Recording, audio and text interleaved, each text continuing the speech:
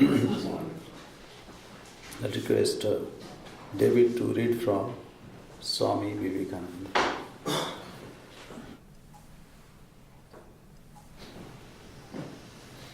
In various Upanishads, we find that this Vedanta philosophy is not the outcome of meditation in the forests only, but that the very best parts of it were thought out and expressed by brains which were busiest in the everyday affairs of life.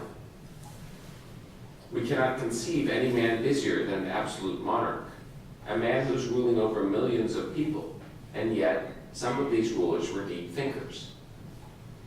Everything goes to show that this philosophy must be very practical.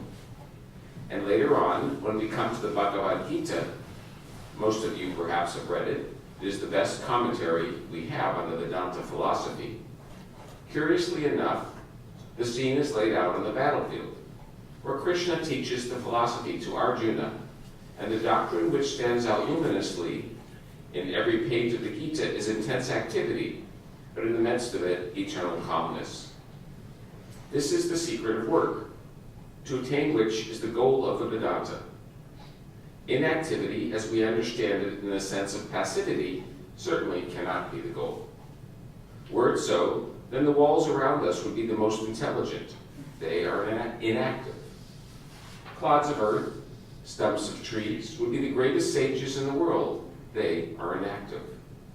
Nor does inactivity become activity when it is combined with passion. Real activity, which is the goal of Vedanta, is combined with eternal calmness, the calmness which cannot be ruffled, the balance of mind which is never disturbed, whatever happens. And we all know from our experience in life that that is the best attitude for work. I have been asked many times how we can work if we do not have the passion which we generally feel for work. I also thought that in that way many years ago, but as I'm growing older, getting more experience, I find that it's not true. The less passion there is, the better we work. The calmer we are, the better for us, and the more the amount of work we can do. When we let loose our feelings, we waste so much energy, shatter our nerves, disturb our minds, and accomplish very little work. The energy which ought to have gone out as work is spent as mere feeling, which counts for nothing. It is only when the mind is very calm and collected that the whole of its energy is spent in doing good work. And if you read the lives of the great workers which the world has produced, you will find that they were wonderfully calm men. Nothing, as it were, could throw them off their balance. That is why the man who becomes angry never does a great amount of work. And the man whom nothing can make angry accomplishes so much. The man who gives way to anger or hatred or any other passion cannot work. He only breaks himself to pieces and does nothing practical. It is the calm, forgiving, equable, well-balanced mind that does the greatest amount of work. The Vedanta preaches the ideal, and the ideal, as we know, is always far ahead of the real, of the practicals, we may call it. There are two tendencies in human nature. One, to harmonize the ideal with the life, and the other, to elevate the life to the ideal. It is a great thing to understand this, for the former tendency is the temptation of our lives. I think that I can only do a certain class of work. Most of it, perhaps, is bad. Most of it, perhaps, has a motive power of passion behind it, anger, or greed, or selfishness. Now, if any man comes to preach to me a certain ideal, the first step towards which is to give up selfishness, to give up self-enjoyment, I think that that is impractical. But when a man brings an ideal which can be reconciled with my selfishness, I am glad at once and jump at it. That is the ideal for me. As the word orthodox has been manipulated into various forms, so has been the word practical. My doxy is orthodoxy, your doxy is heterodoxy. So with practicality. What I think is practical is to me the only practicality in the world. If I am a shopkeeper, I think shopkeeping the only practical pursuit in the world. If I am a thief, I think stealing is the best means of being practical. Others are not. You see how we all use this word practical for things we like to do and can do. Therefore, I will ask you to understand that Vedanta,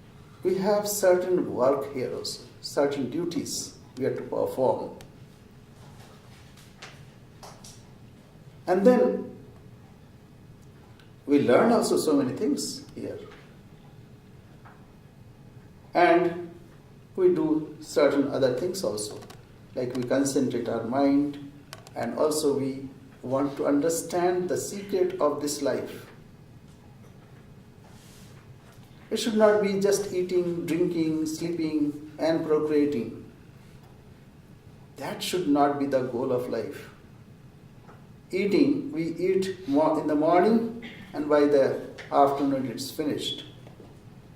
Similarly, all the physical things, so that should not be the goal of life. So Bhagavan here, he is saying the efficacy of jnanam, knowledge. Knowledge is very important.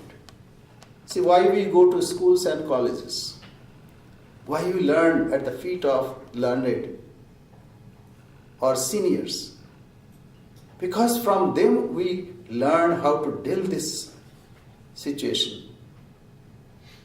So that is why it is very, very important. Knowledge empowers us. So the fourth chapter is renunciation of action. Action means here we cannot renounce. How we can renounce? So there are ways by which we do, but we do not do. Say suppose you are going somewhere. Say suppose you are going to Los Angeles. What do? You somehow get to the airport, you board in the plane, and then you just sit down. And then you next, say after 2 hours or 2.5 hours, you reach there. So we do, we don't do. You were flying, but were you flying? You were just sitting.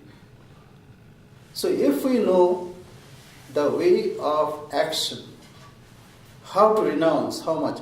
See, while flying also you are all the time you are thinking what will happen, and say suppose all the instruments you have to operate. You cannot be in your shape. So there is a way by which while doing you can do nothing. While speaking you are silent. While you are interacting with the world, you are not doing anything. It is possible. See, many times I give example of surfing. Surfers, what they do? They are surfing like it's play. They go to that tube. When the water tube is made, they go through this. And they are not affected. While you drive, what do? Even you are chatting with your friend, but you are driving also. So while doing, one can attain a state of mind where he is not doing, is calm and quiet. This is the state we are to reach. So knowledge only can give you this state of mind. Otherwise what happens? When you are in the world, you interact with people. Sometimes you get the results, sometimes you don't get result. There are so many problems. While performing also, there are so much of problem. And something is going wrong, something you cannot handle. And then, whatever you were expecting, you don't get that. So as with every product, companies give user's manual. So this Gita is user's manual. We must know what secret is lying here. It's very, very important. Otherwise, we will eat, drink and sleep for some certain years, and one day we say Tata, bye-bye to this world. So the thing is, we need to understand this knowledge. Knowledge is very important. Life is not a trifle. You know what Sri Ramakrishna said? Sri Ramakrishna said, is human being a small trifle? He can think of God. God means here, that means that ideal state where there is that state where, while performing he is beyond say even performance. So here, what is this renunciation of action? While doing, we do not do. This is the action. So what is that? Ishvara Swarupa Jnanat. If you know, because God later said that if somebody knows what is my real nature, he will be released from this rigmarole. So he starts this chapter with this. First is he wanted to give authority to these teachings. So this is Vedic Jnana, knowledge. So first, user's manual is too big. We don't understand. Because it's archaic and it's old Sanskrit. So it is very difficult to understand. But here, he reinforcing the same knowledge. So to give this to Arjuna, he said in the beginning, to give authority to this knowledge. He said, this knowledge was, I told this imperishable yoga to Vivaswat. Vivaswat told to Manu and this way, Ivam Parampara, thus handed down in regular succession, the royal sages knew it. This yoga, by long lapse of time, declined in this world, O scorcher of foes. And that I have this day told thee, the same ancient yoga. For thou art my devotee and my friend, and this secret is profound indeed. Now Arjuna asked a question, and valid question. How could you teach who were born before you? I know you are of my age, so how could you teach who were born before you? Later was thy birth, and that of Vivaswat prior. How then should I understand that thou oldest this in the beginning? Now here comes from 5th to 12th, comes the secret that apparently I look like human being, but actually I am unborn. Not only Sri Krishna is unborn, you are also unborn. But Sri Krishna knows it, you don't know. This is only the difference. He said, many are the births that have been passed by me and thee, O Arjuna. I know them all, whilst you knowest not. And then he says, I am Ajar. Ajar means I am birthless. Though I am unborn, of changeless nature, and Lord of beings, yet subjugating my Prakriti, I come into being by my own Maya. Now he understands this. Can we understand? Yes, we also can understand. One entity within you, if you can introspect, you'll find one entity within you is unaffected, unborn. And as if you are walking, you are dealing with this world as if dhyayativa, lelayativa,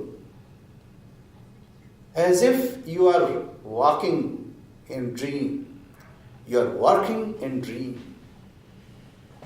One of your entity is within you, which is unaffected.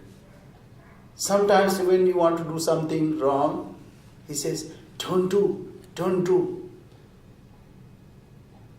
That entity is unaffected. Within you, this entity is there. So it's not only Sri Krishna said so, it is within you.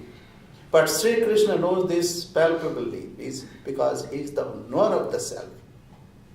And we are yet to know the self. So this is the only difference. So he says, I am unborn. Though I am unborn of changeless nature and Lord of beings, Ajopi Sannavayatma Bhutanam Ishwaropi San. I am the master of this, I am the Lord of the whole creation. And I have this work. I create, I sustain, I destroy. And though I create these, but this creation does not affect me. But what happens to you? You are affected. You're under tension all the time. And also, like expectation, if you don't get the expected results, you are angry. And the whole thing, we have already discussed so many things. So he said, subjugating my prakriti, I come into being by my own maya. Now maya, I know like sometimes it confuses us. But it is the power.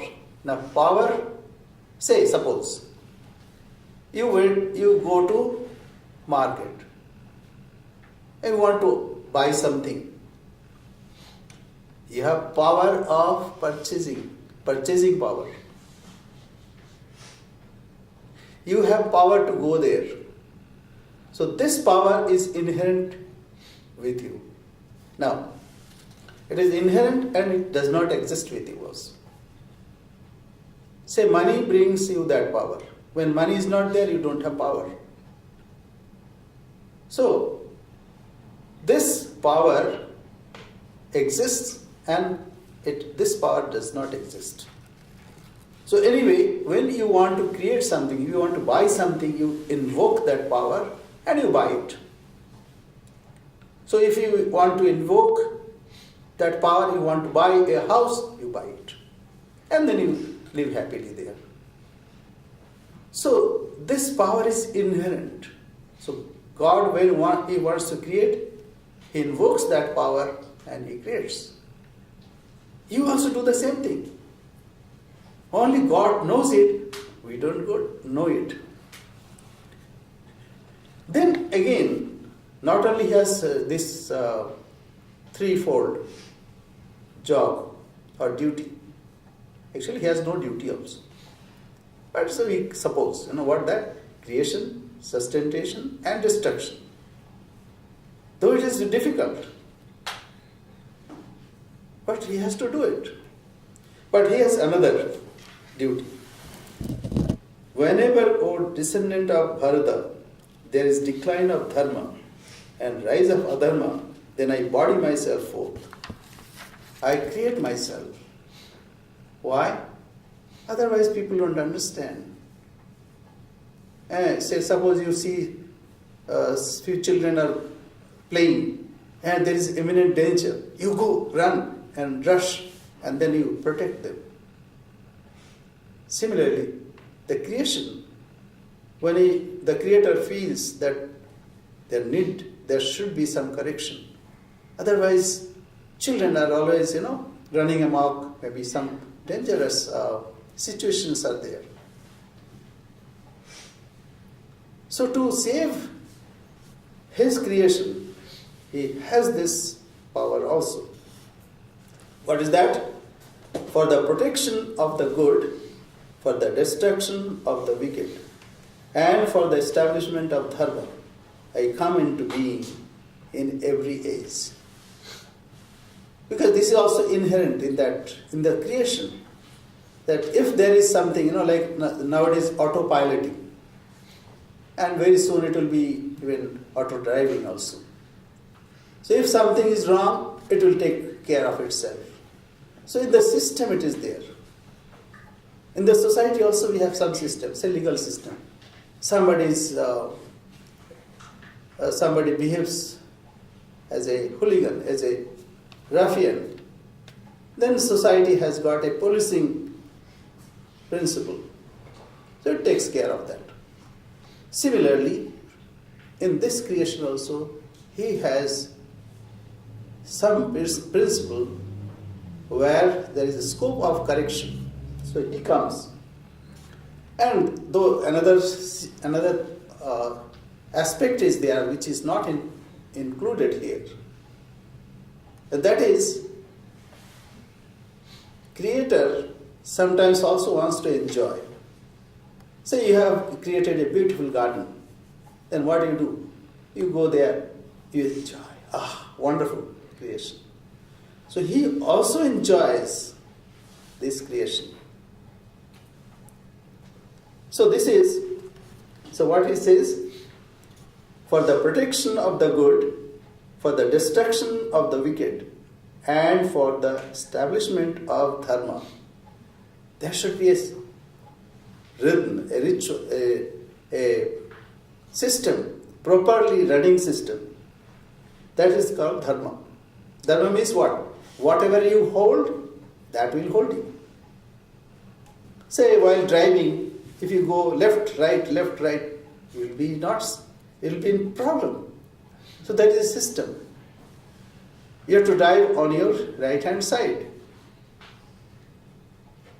So if you hold this knowledge, if you hold the rules, then it will protect you. But if you do certain other things which are not included in these rules, then you are in problem.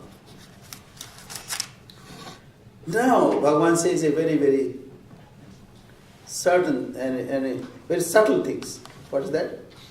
Janma karma chame divyam. Though I am birthless, but I take birth. Though I have no work, but I perform work. So he says, Janma karma chame divyam, this divine life. He who thus knows in true light my divine birth and action.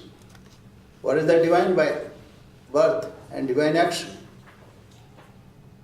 I have no birth. In the beginning he says, Ajopi sannavayatma. I am Aja, I am unborn. And I have also no work. He'll say later. Name parthasti kartavyam trishu lokeshu kinchan. I have no work in this whole three world. Nana vyaptam avaptavyam paratmekvacha karmani. But still, I keep on functioning. See here also Arjuna, he's a driver, not even a fighter. He's driving, he's mending horses and driving and directing horses. So here also he has not shunned. Arjuna thought it is easier. If work has problem, why not? I should run away. So he thought that way. But Sri Krishna says, see me. Example is me. I have no work. I have no birth. But still I am engaging myself in work. So there is no escape. You are to perform your duties. By performing, only you can attain that which is beyond work. Nishkarma siddhi paramam. So you'll attain to that state which is called Nishkarma siddhi. While performing, you'll feel that I am not perfect. Say, you can go, say like this, when I was going to India, I was on the Pacific. And for long hours it looks like I'm in one place. But actually the aircraft was taking me across the Pacific Ocean. So though I was traveling by 700 miles per hour or so, but it looked to me but I am still in one place. So it is possible, while doing action, you can feel that there is no action at all. So, Janma Karma Chami Divyam. Janma. You also can feel. If you are contemplative, if you can withdraw from your body mind, you can feel this, that I have no birth. But when you have idea that I have this body, oh yes, I had birth. So Janma, Karma. And you can also feel that I have no work. See, these words are being issued. I have no work. You can feel this. While listening, you can listen, but you are away from listening. You are only witnessing this listening. You can experience this. Janma karma chami divyam. Divyam, this is divine. Evam yo vetti tattvata. He who knows in reality, in substance. He who knows thus, in true light, my divine birth and action, leaving the body, is not born again. Because he has already reached that state of non-functioning. While functioning, he is not performing anything. He can have that experience. Oh Arjuna. Arjuna, all the addresses have also very, very significant meaning. You, Arjuna, Arjuna. Though you have bondage, but actually you are out of bound. Now comes, he says, Vitaraga Bhaya Krodha Manmana Mam Upasrita. Freed from attachment, fear and anger. So this binds us. Either you are expecting something, or you are angry with somebody, or you are afraid of something or somebody, or we are attached and infatuated with someone, somebody, or some work, some duties, some situations, some climate. Oh, it is too hot or too cold. So if you have this kind of mindset, then you cannot. But certain people are there who can withdraw. We can get detached from these situations. Such people, Vita Raga Bhaya Krodha. Vita means gone. Raga means attachment. Bhaya means attachment also includes aversion. Raga, attachment, infatuation. Bhaya, fear. Krodha, anger. See, most of the time we are angry with our own near and dear one. Not only that, with our own selves, why I did this. I should not have behaved like this. All the time it lingers on. So such people are there who have gone beyond this. Man Maya, and his mind, his total being is merged in me. Mamupasrita, and he depends on me. Bahavo Jnana, Bahu, Anik, various, many. Jnana Tapasa, those who are well established in knowledge, this knowledge, that I am not this body, I am not the work, duties, I am not mind.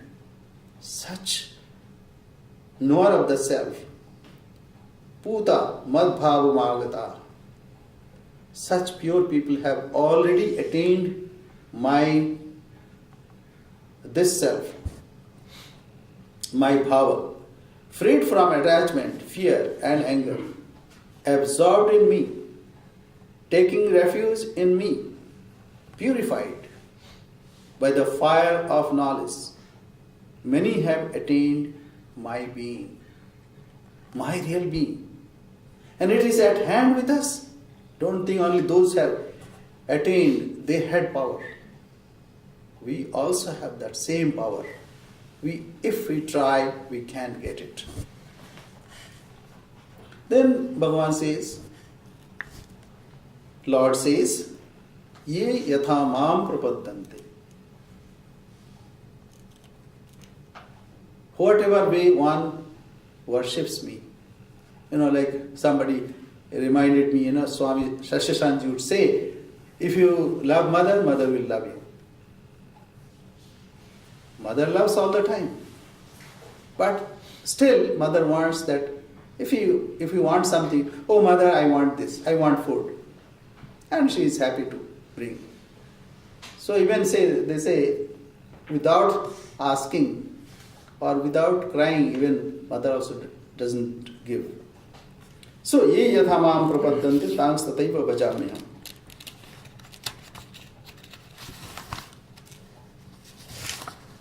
Let me read the meaning.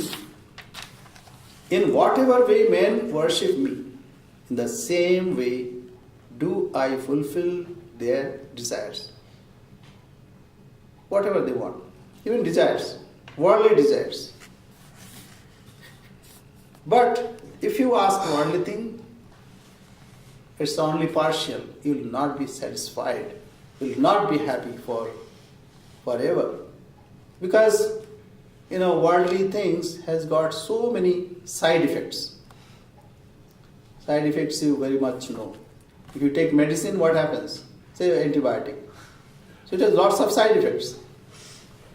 Then to avoid that, what you have to do? You have to take some vitamins, pills, and this pill, that pills. So these are important. That's the knowledge is pill here. You have to take this pill of knowledge. Then you can save yourself.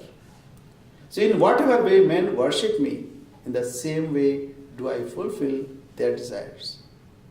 It is my path, O son of Pritha, that men tread in all ways.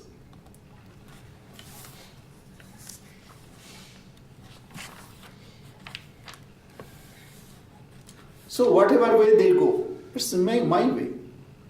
Mama vartmanu vartante manushya partha sarvasha. So like in all ways, not always, all ways, my vartma, my path, they follow.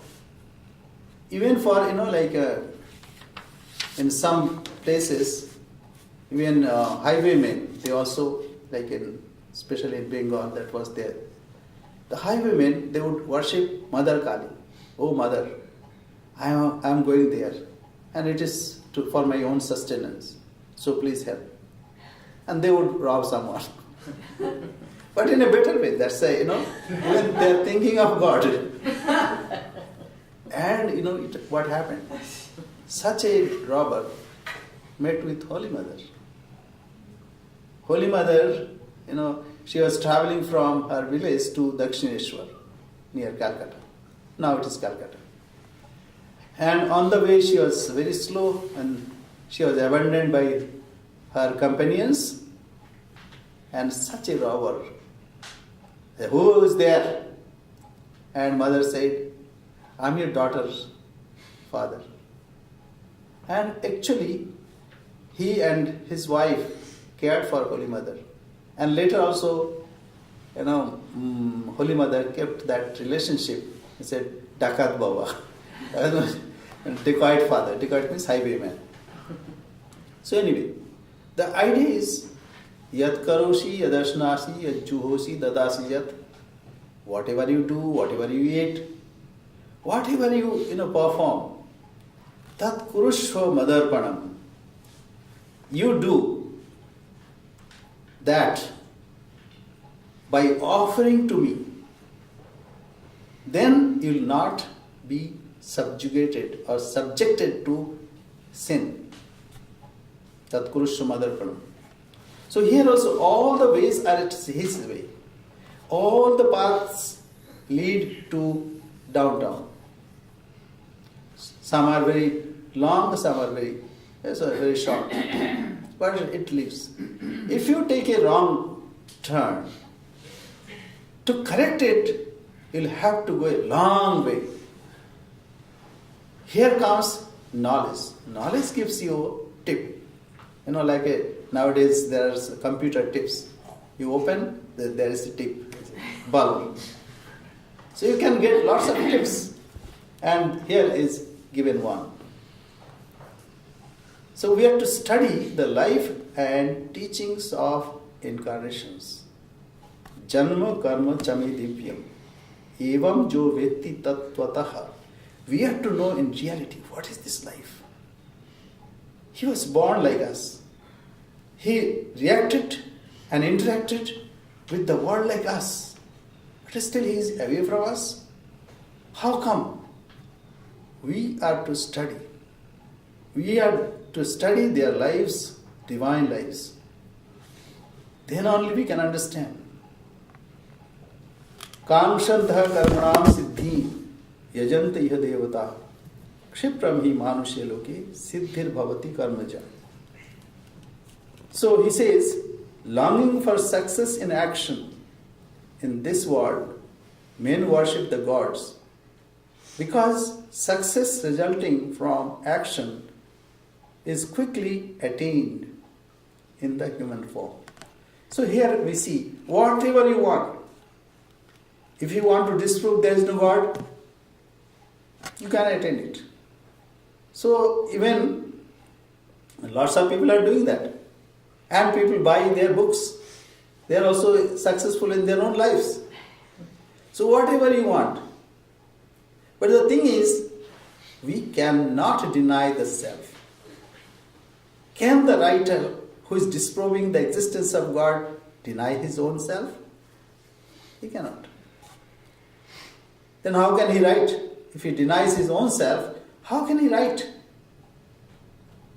So it is not possible. So anyway, here in this world, whatever you want, whatever you desire, you can attain it. Kamshandha karmanam siddhim yajanta iha devata kshipram hi manushe loke siddhir bhavati karmaja. So karma. Number one, karma, and number two is result. Whatever karma you do, you'll get results. But if you can do your karma without any desire, then you'll attain the highest. Question comes in our minds, is it possible? Sir, is it possible? Yes. See, I have also so many work. Bhagavan says. Now, what is that work? In the beginning I said, threefold work. Creation and destruction. It's very easy. Let there be world, and this is world. Creation. And then a destruction. But sustaining, those who are gardener, they know it very, very well. How difficult it is to sustain and maintain a garden. It's never-ending job. Those who are cook, they know. Cooking is never-ending job. You have to cook. After eating one meal, then you have to think about the next meal. So it's never-ending. So sustentation is very, very important. So how he devised? He devised a system. He said, I created Chatur Varnam Maya Srishnam. I have created 4 Varna. What is loosely translated as caste. And lots of, blemish is heaped on Indians. Actually, it is not that. It is, you can say, it is social security. It is surety of job. And it is free training and a free entrepreneurship. But if you do now the same thing, you have to go and you have to spend lots of money. But in Indian context, think about it. There was no light anywhere. It is Indian civilization which grew up. And not only grew up, it thrived. The latest study, say right from 1 CE, current era, to 1700, India was leading in world GDP. sometimes 32%, and first, and gradually after 1700, then Chinese took lead, India was second. Then after colonization is just like crashed. Say think about 300 years back. There is no USA. UK, very, very primitive. And even Europe. But that time India thrived. But because India was they are not that wise or clever to protect their wealth. People came from outside and plundered in millions and slaughtered in millions. But again, India regenerated. So what is the point? Point is the system which sustained itself. See now, so in the West, if we see, we have lots of credit cards and we spend lots of money, but we don't earn that much. Family's life is shattering. And many people don't know even cooking, let alone other things. All the skills is going down and down. But what sustained India for at least 10 millennium, if not more? Some says at least 30 millennium. Lots of evidences are projected. It's there. If you search internet, you'll find lots of things. But at least 10 millennium, and it is this system. So it is just imagine, a father is a musician, and Swami Chandrashekarananda would say this example. He saw Ustadji was playing his instrument, a small boy was lying there. So he asked, why this boy is lying here? Oh no, iska kaan saaf ho raha hai. That means to have that idea, what is this? What the sound is like, what is pure sound, right from the beginning. That's why you see, those who are musicians, their children also. I mean, some aberrations are also there. It's not that. In a family of a doctor, most of they are doctors. So this is a profession. That means right from the beginning they get exposure in that field. So it is to sustain the society. So he says, Chatur Varnam Maya Srishtam. The fourfold caste was created. The caste is not right. Varna. Varna is color. Even today, if you analyze what are the society that is running. See, one is think tank. They think about it. Professors. They teach. They cultivate knowledge. They impart that knowledge to the next generation. So that is Brahmana. Now next is defender of faith. Political leaders. Then the military. They are there to defend the society. And that is called Kshatriya. And in the Gita itself, Bhagavan later would say, what are those? Shama, Damas, Tapo, Shaucha, Shanti, Rajavamevacha, Jnanam, Vijnanam, Astikyam, Brahma, Karma, Savacha. Shama. Shama means his avenues, internal and externals, are under control. And his life is full of tapasya. Tapasya means he strives to attain the highest. Sama, Dama, Tapa, Shaucham. His life is pure, morally pure, physically pure, mentally pure. Though it is arguably, it's not the thing that we see in professors now. They may indulge in lower things. But Brahmana were supposed to like that. Shama, Dama, Shaucha, and then Tapaha, Shaucha, Shanti, and forgiveness, Arjava, simplicity, straightforwardness. samadava tapa shaucham shanti arjava mevacha jnanam vijnanam astikyam. He cultivates knowledge, he lives knowledge. And he is vijnani. It's not only knowledge, he is steeped in knowledge. What is vijnani? As Ramakrishna says, if you know about milk, you know that it's white in color, it comes in mammals, and it's very nourishing, and it is a fluid, all kinds of things you know. That's called knowledge. But if you drink milk, digest it, assimilate it, and be strong, that is called vijnana. So the rishis, the brahmanas, not only cultivate knowledge, but they live that strength of life with strength. That is called vijnana. So a brahmana should be like this. And it was not birthright, like this. Anybody could become brahmana. One is Vishwamitra, who was Kshatriya. And he wanted to become a brahmana.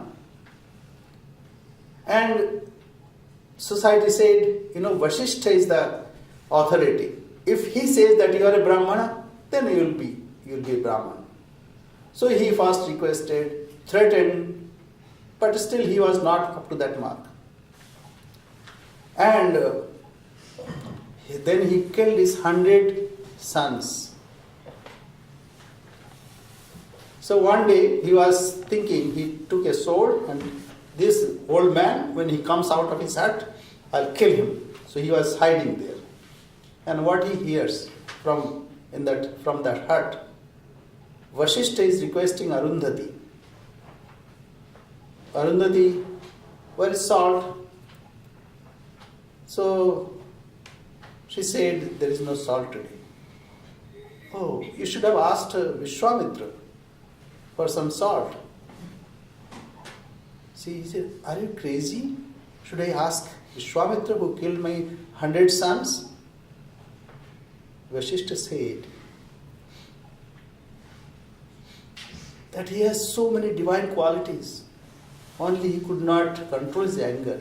That's only his frailty. Otherwise he is Brahmana. There is no harm. You could beg a little salt from him. And this man was listening all these things. And so as soon as he came out, he did not kill him.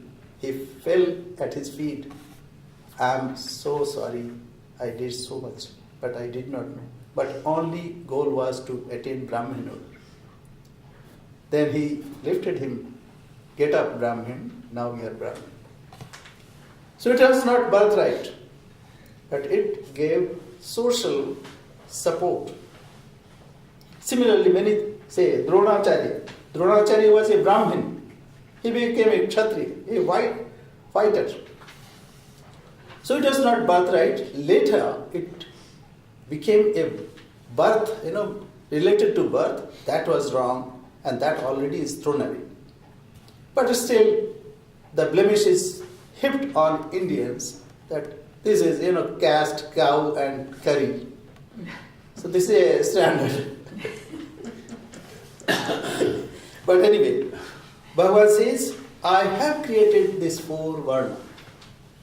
Chatur varnam, maya srishtam, guna karma vibhavasha. What?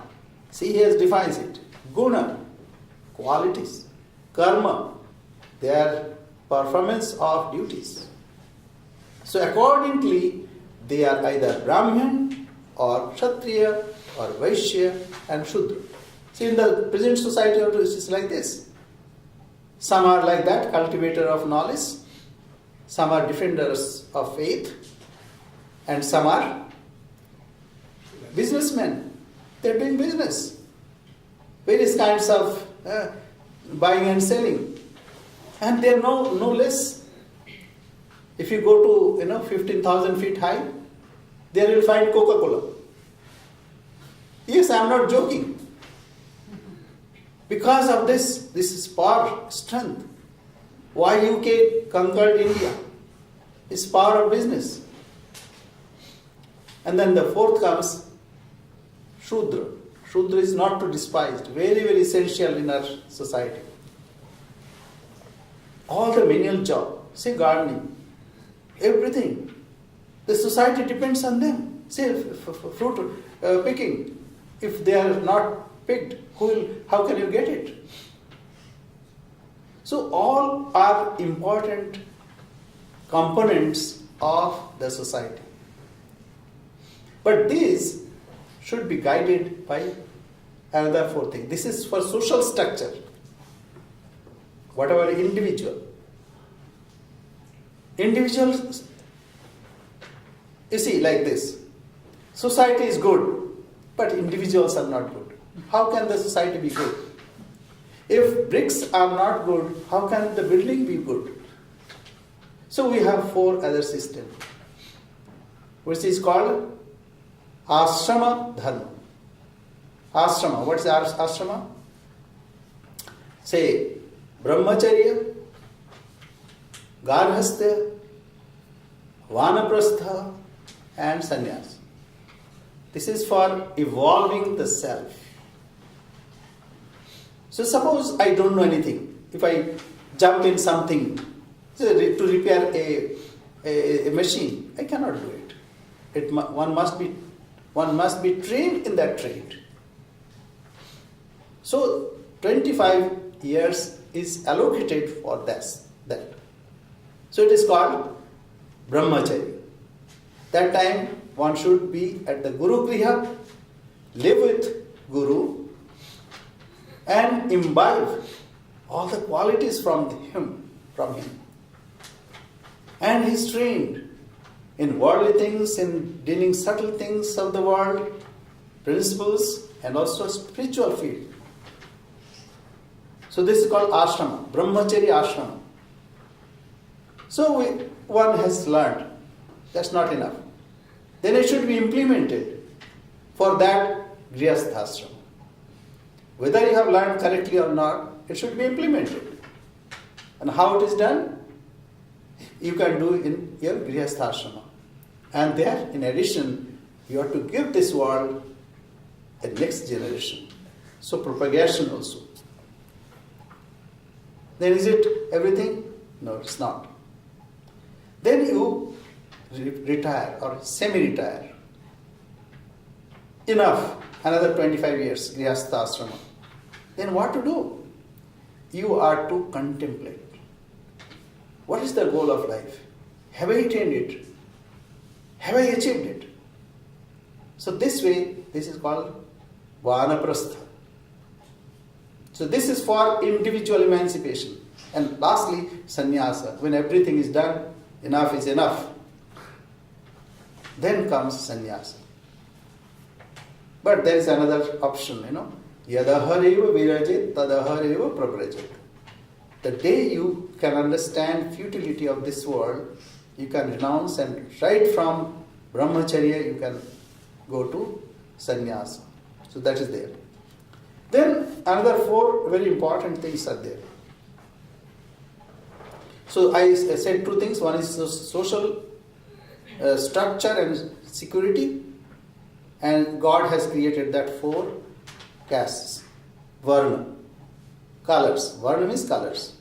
And then for individual, four ashramas. But then there should be ideal, as we have read. There should be ideal, high ideal. And it should be practical also. Everything goes to show that this philosophy must be very practical. And then he said, we have been asked many times how we can work if we do not have the passion. It's another. So what is the passion? Passion must be that I must perform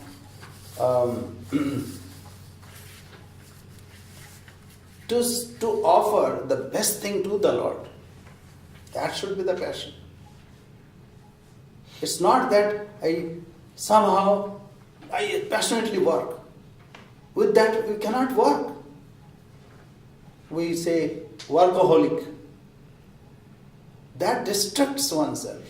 But it is to have perfection so that it can be offered to God. That is the passion.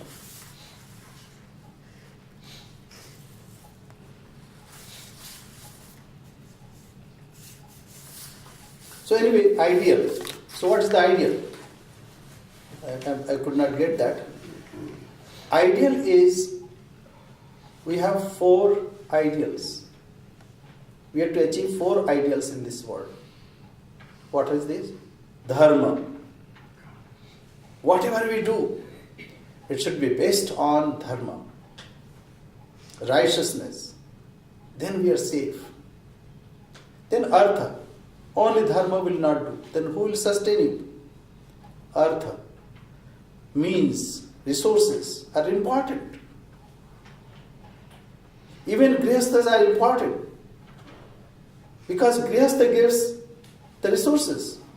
Say money, food, even generations, next generation. Important. Dharma, artha, kama. Yes, enjoyment. Don't think that Vedanta or Hinduism teaches only, nothing in this world, everything beyond. Not like that. In Vedas it is said, yes, you must work even for name and fame, even resources. You must. Because after attaining this, then only you can go beyond this. So dharma, artha, kama, enjoyment, whatever enjoyment. But it should be based on dharma. That's why first is dharma. And see, if you are a dharmic, you cannot be a beast. Beastly passion, you cannot have. Dharma, artha, kama, but ultimately it is moksha. Liberation from this rigmarole. So liberation, that's the highest goal of life. But bhaktas would say, no, there is another. Bhakti is 5th purushartha. So this way, it has set the goal of life.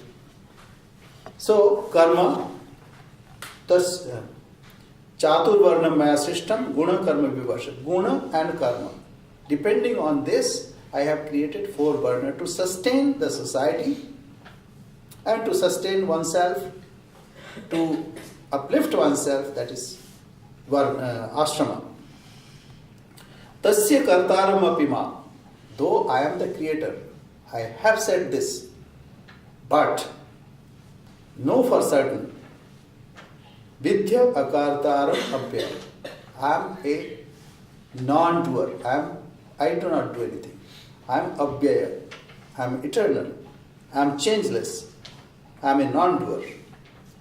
The 4-fold caste has created by me, by the differentiation of guna and karma.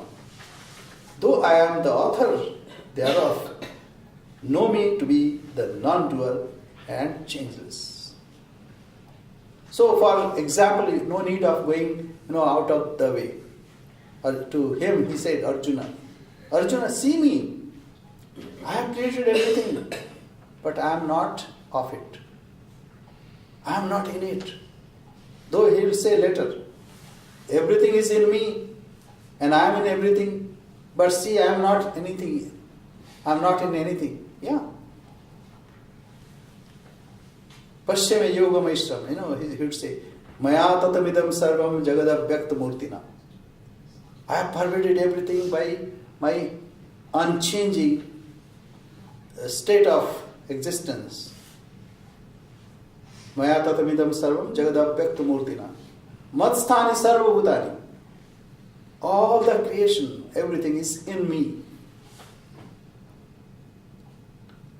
Maya tatamidam sarvam jagad abhyakta murtina matsthani sarvutani nachaham deshavastha. I am not in them.